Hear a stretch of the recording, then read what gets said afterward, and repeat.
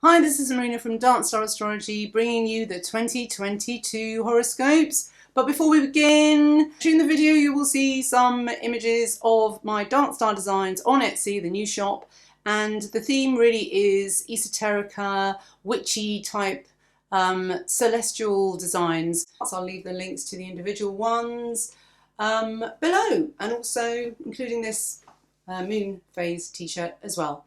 So if you could give them a like, even if you don't buy anything, it doesn't matter. It all supports the channel and it's most appreciated. So without any further ado, let's get on to the horoscopes.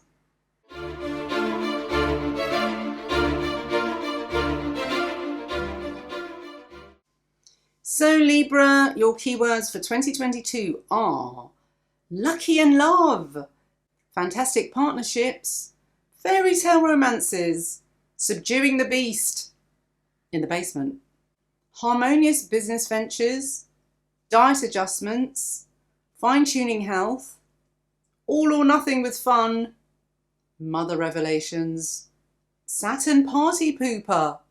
But we don't want to end on that bad note. Let's go back to lucky in love. So Libra, with your horoscope this year, in 2022, relationships continue to be all or nothing. Saturn has been a right old party pooper in your fifth house of fun this last year.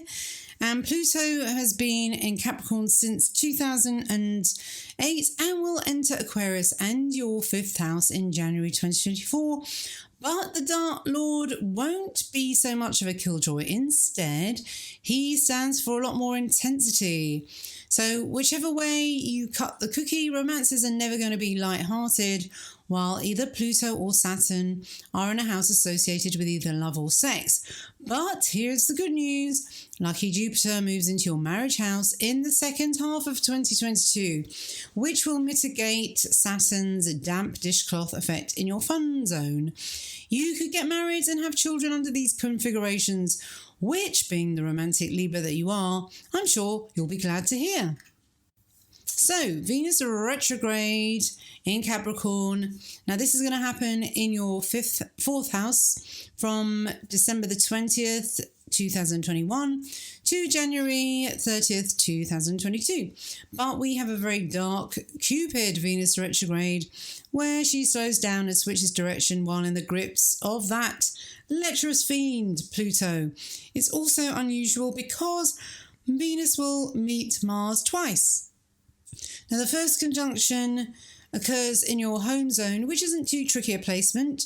You are super powerful in your own territory, so it will be hard for Hades to kidnap you in your own home. You would need to give him consent, which you will not, of course, will you?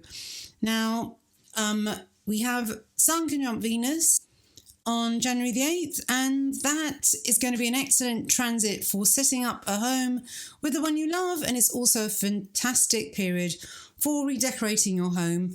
And retrogrades do work best when you do stuff prefixed by re, so Venus can also make you quite lazy though, so you might want to relax rather than be up a ladder.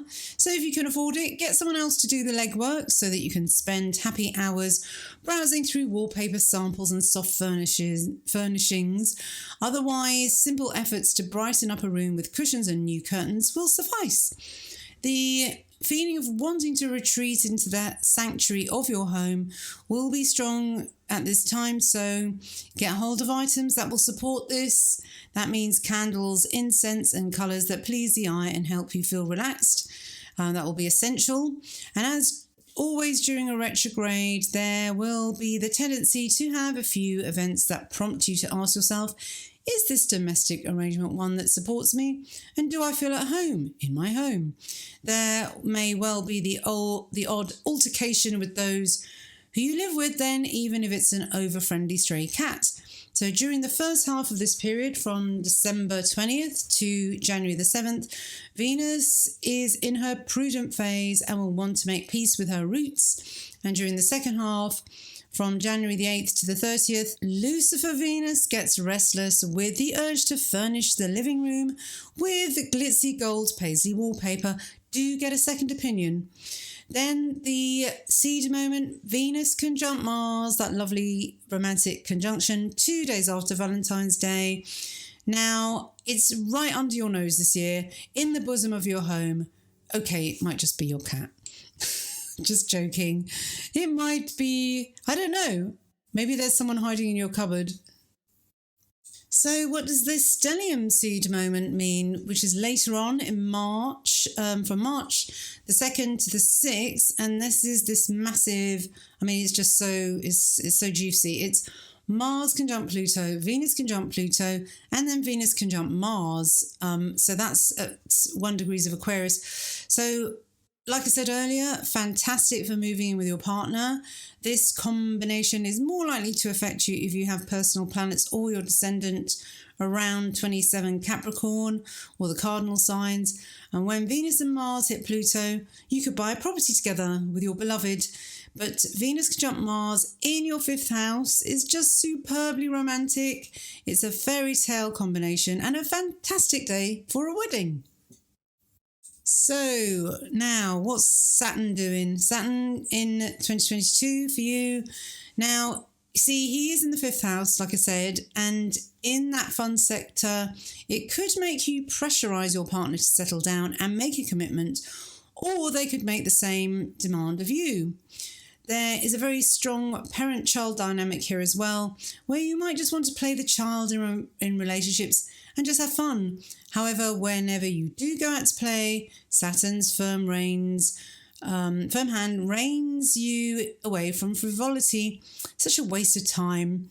So the best way to use this period is to work hard on creative projects. You will find you have great self-discipline when it comes to the art and crafts. It could be a wonderfully inspiring time for very sculptural projects, or a creative engineering project could go very well. And you can be very ambitious while playing around with ideas.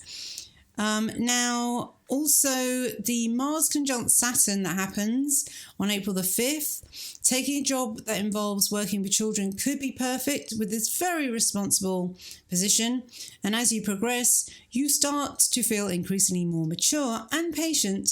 The kids can then enjoy themselves while you take care of practical matters. So I'm going to give you a sneak preview of what's happening later on in the year with the Mars retrograde in Gemini. So that's from November the 2nd, 2022 into January the 13th of 23. And that's going to be in your 9th house. So Mars retrograde in your house of beliefs and religion could get highly zealous at this time. Confrontation with other cultures and tolerance of their strange customs becomes an issue with you. In your hometown, you might have a valid point, but complaining that there's no tomato ketchup in the wilds of Congo is another situation altogether. So during this transit, you might find out just how adaptable your wild gypsy traveller side really is.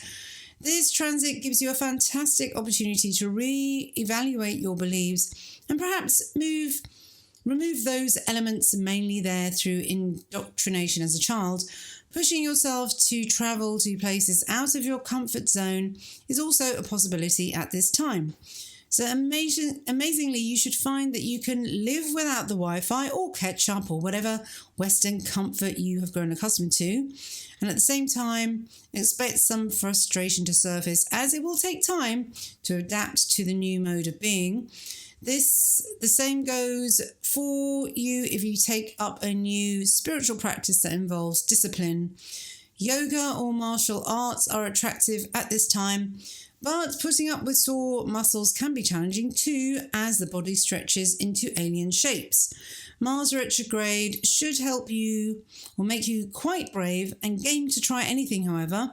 But by the time it goes direct, Mars cannot help but propel you into new territory due to the pioneering energy it built up while it was retrograde. So thanks for listening. That was part 1 of your 2022 horoscope.